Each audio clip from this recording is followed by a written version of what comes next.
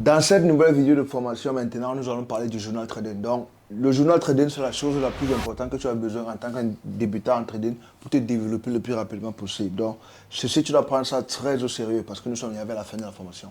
Ok? Et c'est va l'étape le plus important, l'étape finale le plus important. Ok? Si tu sautes l'étape, si c'est que tout ce qu'on a appris là, ça ne va te servir à rien. Donc, tu dois vraiment te concentrer ici. Donc, ok. Ceci, c'est la position que on avait pris dans la vidéo précédente, là où je parlais du cas pratique. Donc,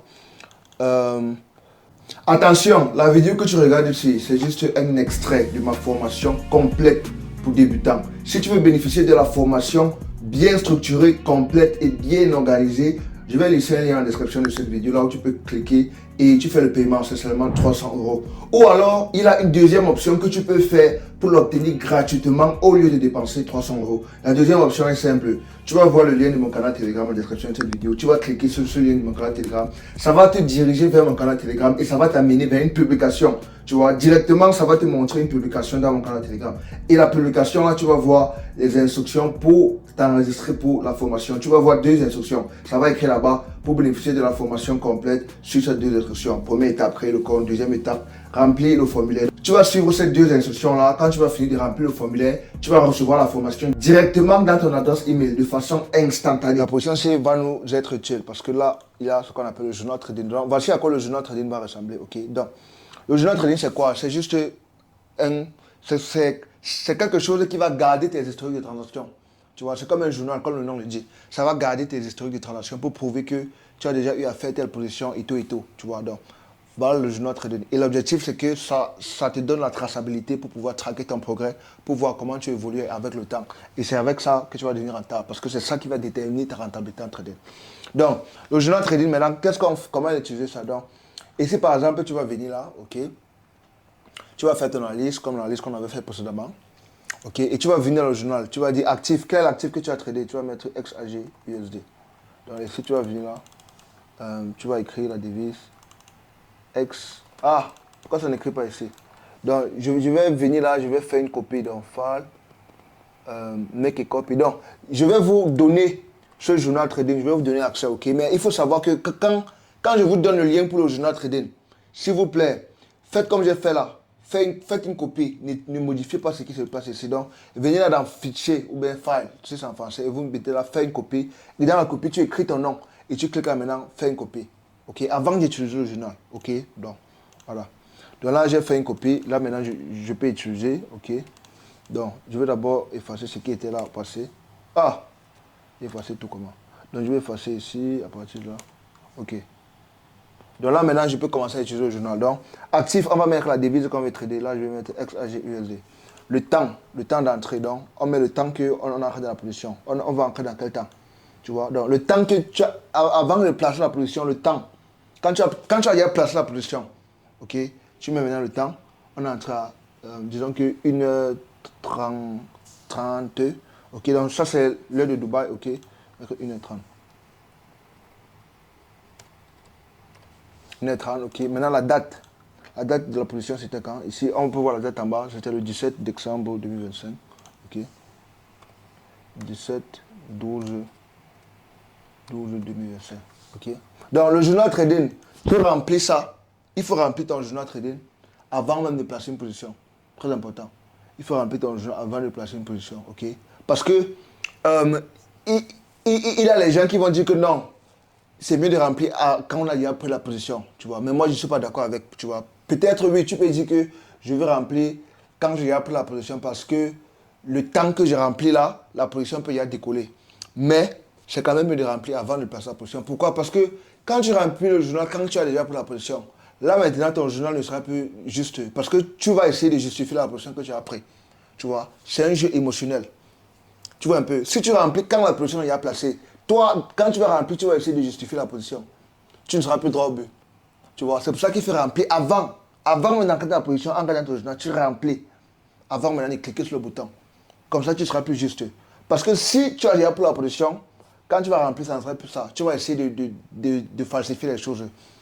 C'est un jeu du mindset. Tu vois, c'est le mindset, c'est la psychologie, c'est un jeu psychologique. Donc, il faut bien comprendre ça. Voilà, on continue. Je pense que ça, c'est quelque chose que je n'ai pas encore dit aux gens. Donc, On continue. Et c'est dans le journal aussi, tu vas voir, il a une place là qu'on a écrit le jour. Donc, là, tu vas mettre le jour que tu es entré dans la position. Donc, ici, là, c'était quel jour? Là, on peut voir Wednesday, donc c'était mercredi. Donc, je vais venir là, je vais choisir mercredi. Maintenant, là, maintenant, il a ordre. L'ordre ici, là, tu ne remplis pas encore maintenant parce que tu n'as pas placé la position. Tu vois, c'est quand tu vas placer la position que tu peux venir là, tu peux dire, ok, c'était un ordre direct ou un ordre limite. Tu vois un peu. Bon, maintenant, type de compte, tu as utilisé quel type de compte? Est-ce que c'était un compte réel, un compte démo, un compte backtest? Ce que nous sommes en train de faire ici, c'est ce qu'on appelle backtest, c'est-à-dire couper le graphique en arrière et pouvoir appuyer le bouton pour avancer dans TradingView. C'est ça qu'on appelle le backtest. Donc, on va venir mettre backtest. Le RR de la position, c'était combien avant de vouloir passer? Là, on va mettre 1,63. Donc, on va venir là, on va mettre 1,63. Ok, maintenant, pourquoi avoir pris cette position? Là, maintenant, on va expliquer pourquoi on a pris la position. Donc, on va expliquer tout dans la liste. On va dire, la tendance était haussière, le prix a réagi dans une zone de support et il a eu la confirmation. Donc, on va écrire tout ça. Donc, si possible, même tu écris dans le chandelier. Ok? Donc, tu vas écrire directement dans le graphique. Tu vas dire tendance haussière. Donc, le principe, c'est que tu écris tout ce qui a fait que tu prends la position. On va mettre la tendance haussière. Ok? Réaction au support. Ok? Confirmation étoile du matin. Ok? Donc là, on va mettre, tu vas écrire comme ça. Tu peux écrire comme ça, tu viens photo, tu mets copy link, tu prends la capture d'écran et tu colles. Tu colles ici, tu vois. Comme ça, quand tu vas pouvoir cliquer la capture après, ça va te montrer le graphique avec la position. Ça, c'est très important. C'est pour ça que TradingView est bien, parce que ça te montre les captures. Et les captures là sont très importantes, parce que quand tu vas réviser, tu vas voir à quoi le graphique ressemblait et tu vas voir l'explication à côté. C'est très important. Tu vois, parce que c'est ça qui va travailler ta vision pour voir que, ok, le graphique ressemblait à ça, voilà les notes, voilà pourquoi j'ai pris. Tu vois. Maintenant, il a une autre case, il a une autre case qui dit pourquoi ne pas prendre cette position, c'est-à-dire les raisons qui sont contre. Donc là, il faut que j'ajoute ça. Pourquoi, pour- pourquoi cette position est dangereuse ou bien pourquoi ne pas prendre cette position. Donc là, j'avais oublié de mettre ça. Pourquoi ne pas prendre cette position? Donc ça, c'est une question très importante parce que ça va essayer, ça va te faire voir la position avec un esprit critique pour voir les défauts de la position parce qu'aucune position n'est parfaite. Donc, la question que je dis, pourquoi ne pas prendre cette position? C'est pour que tu essaies de voir les critiques de ta position. Tu vois, donc, c'est juste pour te faire penser critiquement parce que tu ne dois pas seulement penser positif que non, la position, sinon, me fait gagner 100%. Donc, tu dois essayer n'importe quelle critique que tu vois. Donc, disons par exemple que moi, je viens ici, je vois n'importe quelle critique, je vois que, ok, qu'est-ce qu'il y a ici comme critique? Qu'est-ce qu'il y a? Qu'est-ce qu'il y a comme raison qui est difficile? Là, je peux dire quoi? Là, je peux dire, voilà, c'est une bonne critique. Là, la première critique que je peux dire, c'est que si on vient ici, par exemple, de changer une, n'est-ce pas? Vous allez vous rendre compte que ici, il a peut-être une résistance mineure ici. Donc, il a une résistance mineure ici. Voilà, une résistance ici. Donc, on peut dire quoi? La première critique, c'est quoi? Que je peux mettre, c'est que je peux venir là, je dessine une flèche. Je dis que le prix, euh, je viens ici, je mets une critique, je dis quoi? Je dis que la première, il a une résistance mineure juste à côté. Ce qui fait que le ratio, il a une résistance juste à côté, ok, qui peut probablement repousser le prix plus bas et réduire notre probabilité de réussite. Tu vois un peu? Donc, et ça, c'est une critique valide. Ça, c'est une bonne critique parce qu'il a une résistance juste à côté. Et le prix peut monter là et ça nous pousse le prix plus bas. La critique est valide. Voilà, une très bonne critique. Tu vois, donc, c'est important d'avoir la case là parce que ça te fait penser que rien n'est parfait. Tu vois, ça te rappelle toujours que rien n'est parfait. Parce que si tu parles seulement du positif, dans la tête, tu vas dire que non, la position, il faut que ça réussisse 100%. Tu vois, il faut penser, il faut un petit côté critique. C'est pour ça que la case là est là. Parce que ça peut te rappeler des défauts, qu'il a toujours des petits défauts. Tu vois, c'est juste pour te rappeler ça. Comme ça, tu es conscient. Tu vois, alors, comme ça, quand tu prends une position, parce que pour les débutants, ils ont tendance, quand ils passent une position, ils se disent que, ah, donc, ils mettent trop le cœur sur ça. C'est pour ça que tu vas voir les gens risquer trop d'argent. il risque tous les capitaux parce qu'il s'est dit que la position, c'est 100%, ça doit marcher. Tu vois. Mais quand tu mets l'autre case ici, ça te fait penser maintenant que bon, la position, ça peut gagner comme ça peut perdre. Tu vois, les probabilités ne sont jamais 100%. Tu vois, ça te développe la pensée critique là. Tu vois, pour te rappeler que rien n'est parfait à 100%, aucune position n'est parfaite. Donc voilà une critique valide, par exemple, que j'ai mis. Ok? Et là, maintenant, tu viens là. Tu me copies le lien. Tu viens, tu mets dans le journal. Propre. Propre. Tu mets le lien. Propre. Maintenant, pourcentage de capital risqué. Tu veux risquer combien de ton capital? Combien de pourcents de ton capital? Donc, disons que tu as 1000 $. Combien de pourcents tu vas risquer? Tu vois, donc, pour un début, en trading, on dit souvent que risquer 1 à 2%. Et moi, je pense que ça, c'est valide pour les débutants. Tu vois, moi, je ne suis pas trop d'accord avec 1 à 2% de risque. Je ne suis pas trop d'accord parce que c'est très petit. Mais pour un débutant, pour moi, c'est une bonne chose pour les débutants. Pourquoi? Parce que si tu risques 1 à 2% de ton capital, ça serait difficile pour que tu crames ton capital. Tu vois. Et en tant qu'un débutant, ta priorité, ce n'est pas de gagner l'argent. Ta priorité, c'est de gagner l'expérience. Et en risquant petit de ton capital, gagner l'expérience, c'est la meilleure chose à faire. Tu vois un peu. Gagner l'expérience, c'est la meilleure chose à faire. Tu vois, parce que ça va te faire progresser plus rapidement. Tu vois, donc, ça va te faire progresser et en préservant ton capital, ok? Au début, tu dois gagner de l'expérience et tu dois apprendre à préserver ton capital. Ça veut dire que si tu es un débutant et que tu trades pendant un mois et que à la fin du un mois, ton capital est toujours vivant, ça veut dire que toi, non, tu es déjà proche d'être rentable. Ça veut dire que tu as déjà l'avance sur la majorité des gens. Parce que la majorité des débutants, qu'est-ce qu'ils font? Ils ne peuvent pas faire un mois avec un capital. Ils vont cramer ça. Tu vois, si tu veux, tu demandes. La majorité des débutants qui viennent là, 99%, ils finissent par cramer les cornes. Tu vois, c'est difficile de voir quelqu'un même qui va préserver son capital. Donc, c'est difficile de voir quelqu'un qui va trader chaque jour, mais son capital serait toujours là. Tu vois, c'est difficile. C'est difficile de voir quelqu'un qui, chaque jour, il va trader. Il trade, tu vois. Donc, je ne dis pas, merde, le capital est laissé. Je dis, il trade chaque jour. Et à la fin du mois, le capital est toujours là. Tu vois, donc ça, c'est ta première épreuve en tant que débutant. Trader chaque jour, mais ton capital doit être préservé. Ton capital doit être là à la fin de un mois, à la fin de 2 mois, ton capital est toujours vivant. Ça veut dire que là, tu as, tu as déjà fait ce qu'il faut. Tu es déjà à 95% du succès.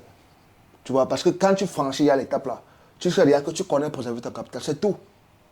Le reste qui va suivre là, ça va venir avec l'expérience. Parce que le plus tu vas continuer à préserver ton capital, avec le temps maintenant, pour faire les gains, ça serait facile. Tu vois. Donc c'est ça ton objectif en tant que débutant. Et c'est pour ça que 1 à 2% pour un début, c'est parfait. Tu vois, avec le temps, oui, quand tu gagnes l'expérience, maintenant tu vas pouvoir prendre des risques plus élevés, même partir jusqu'à 5% de risque. Oui, 5%, 10%, oui, avec le temps. Mais pour le début, 1 à 2% max. Max. Je, je dirais même que maintenant, c'est risque seulement 1%. Max, 1%. Tu vois, même si ton capital c'est 100 $, il a les comptes standards sains, là où tu peux risquer 1%. Risque 1%. Ok, point de début, risque 1%. C'est quand tu fais il y a un mois que tu peux dire que bon, 1 à 2%, oui. Mais pour maintenant, c'est seulement 1% maximum. Ok, voilà. Donc là, on met le pourcentage, on met 1% par exemple, du capital qu'on va risquer. Ok, donc avant de dire le pourcentage, tu vas d'abord faire les calculs. Tu fais les calculs que bon, ok, si le prix touche mon stop loss, je veux perdre combien et tout et tout. Avant de placer la position, tu mets ton stop loss et tu fais les calculs. Bon, bref, plus tard, on va apprendre encore comment faire ces différents types de calculs. Ok, donc, euh, plus tard dans la formation, on va encore apprendre ça. Donc, là, tu mets le risque. Bon, ici, là, en parlant, dans le journal trading, il a une place aussi que j'ai mis type de compte réel backtest démo. Donc, démo, là, je vais supprimer ça parce que démo, là, ça n'a pas sa place ici. Donc, je vous ai dit que les démos, ça ne sert à rien. Donc, backtest réel. Donc, backtest, c'est juste pour aller vite et après, tu pratiques en réel. Donc, le démo, là, j'ai supprimé parce que ça n'a pas sa place, ça, clairement. Donc, en confirmation. Maintenant, confirmation de chandelier. Qu'est-ce qui a fait que tu entres? Voilà la confirmation. Voilà ça, on a vu l'étoile du matin. Donc, on va mettre la flèche là. On va écrire là.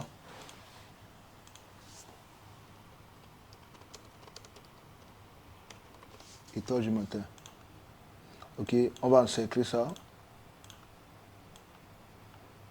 Étoile du matin. Bam, on prend la capture du camp. On met la capture du camp en paste. Propre. Confirmation. Maintenant, graphique de 5 minutes. Graphique de 5 minutes, c'est ton petit chandelier. À quoi ton petit chandelier ressemblait quand tu voulais entrer? Tu viens là, dans 5 minutes. Tu viens dans 5 minutes, tu prends la capture du graphique. Ok. Graphique de 15 minutes, à quoi ton chandelier moyen ressemblait? Tu viens là. Donc, c'est juste pour te montrer à quoi le chandelier ressemblait avant que tu entres dans la position. Donc, parce que c'est ça qui va travailler ta vision au long terme. Donc, tu colles là. Graphique de 1 heure, à quoi ça ressemblait? Tu viens. Tu essaies de zoomer pour que tout soit bien visible. Tu mets là. Piste. OK. Bon, graphique de 4 heures, c'est pour ceux qui peuvent des trader. Donc, tu remplis seulement les chandeliers que tu utilises. Maintenant, stop loss. Stop loss, c'est à combien de dollars de mouvement? OK. Donc, tu vas venir là, stop loss, c'est à combien de mouvements du dollar? Donc, le stop loss, ici, nous sommes dans le silver. Donc, si c'est le forex que tu traites, là, ça serait stop loss à combien de pips? Combien de pips de mouvement? Mais vu que c'est un métal, comme silver, ou bien l'or, ou bien le bitcoin, ça sera en dollars de mouvement. C'est important de comprendre ça. Donc, on va mettre là, silver, combien de dollars de mouvement? C'est à 0,2. Donc, attends, ça combien? C'est à 0,2. Oui, donc ici on voit que quand on touche ici en bas, vous allez voir, ça montre 0,2. Donc ça veut dire que silver c'est à 0,2 dollars de mouvement. Donc 0,207. Ok, donc tu vois, on va venir là, on va mettre combien de mouvements? 0,207. Ok. Maintenant ici, TP. TP, on touche là, tu vas voir ici en haut, ça va te montrer combien de mouvements de dollars c'est. C'est à combien de dollars de mouvement? Oui, ça montre 0,339. TP 0,339. Maintenant, où était ton stop loss? Tu l'as expliqué. Stop loss était en bas du support, en bas du chandelier le plus récent. Tu vas venir là, mettre ça, prendre la flèche, tu vas expliquer là. Stop loss était. Tu mets là, tu copies, tu mets. Take profit, la même chose. Où était ton take profit? Tu dois tout expliquer. On ne prend pas les positions au hasard, les gars. On ne prend pas les positions au hasard. Ok? On va voir la différence entre les traders rentables et les pros. Et ce n'est pas difficile. Quand tu maîtrises ça en moins de 5 minutes, tu peux remplir ça. C'est juste que je fais ça lentement pour que vous compreniez bien. Donc, moi-même, je suis passé par là. Donc, c'est ça les étapes du mindset. Ok? Donc, TP. Sur résistance majeure en haut. Ok, donc tu expliques tout. Copie ça. Et avec la photo, la capture, là, les captures là sont très importantes. Parce que quand tu vas réviser ça plus tard, ça va te faire voir vraiment. Ça va te faire comprendre vraiment la position. Tu vois. Les captures sont importantes. Ça va te faire voir à quoi le graphique ressemblait. On colle, peste, oui, doucement.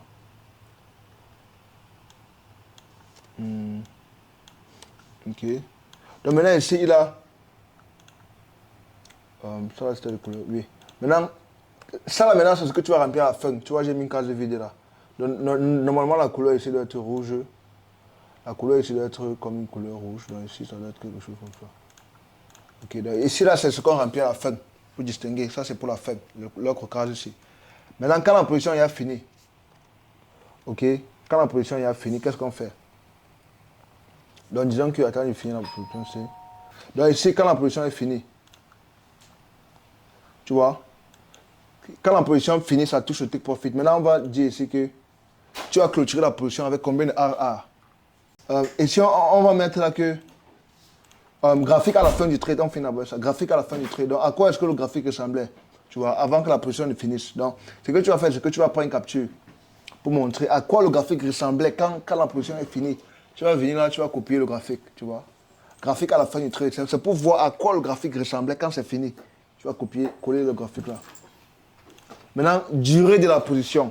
La position a duré combien de temps? Donc, quand la position est finie là, tu vas calculer le temps. Donc, pour calculer le temps, c'est facile. Tu vas venir prendre la règle. Tu vas voir le prix le chandelier que tu as entré jusqu'au chandelier que ça a clôturé.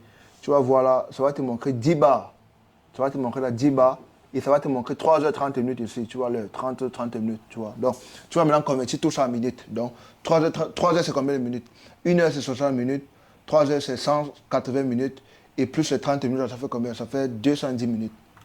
Tu vas venir là, on va mettre 210 minutes. Oui, maintenant, état d'esprit quand tu prenais la position. Est-ce que tu as des notes à faire du côté émotionnel? Comment tu te sentais? Est-ce que tu étais bien? Est-ce que tu étais relax? Tu notes, tu écris là, comment tu te sentais? Résultat, ça a gagné, ça a perdu, ça a break-even ou quoi. Bref, tu mets la gain. Comme ici, notre cas là, ça fait une gain. Tu vois. Donc, le break-even veut dire que tu as fermé.